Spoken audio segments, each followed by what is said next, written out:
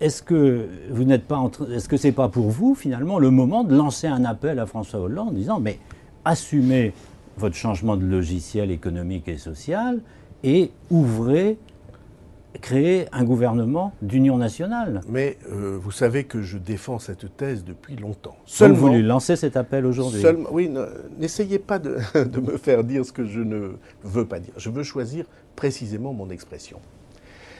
Vous vous rendez bien compte que l'idée qu'un responsable politique comme moi serait au fond en train de préparer un ralliement et qu'il essaierait de...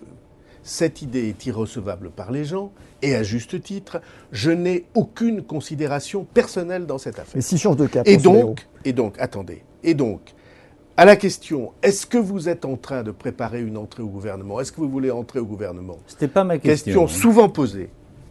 Ma réponse est non. Si François... Je n'ai jamais... Attends, on va aller jusqu'au bout. Je n'ai jamais envisagé, ni maintenant, ni hier, une entrée dans un gouvernement avec lequel je ne serais pas en accord profond. Bien. Deuxièmement,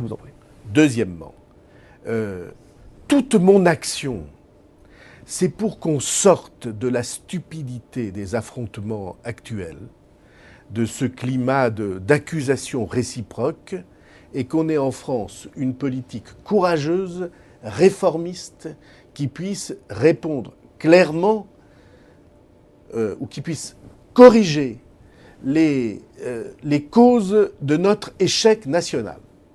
Et de ce point de vue-là, je suis là pour indiquer les orientations et pour dire que si jamais il y avait une prise de conscience qui concernerait la gauche réformiste, le centre, la droite républicaine, parce que je ne vois pas de grande différence entre tous ces courants, alors naturellement, je le soutiendrai et à ma place et avec mes moyens, j'y aiderai. Si François Hollande change de cap, qu'il change d'homme pour s'entourer et qu'il fait appel à vous.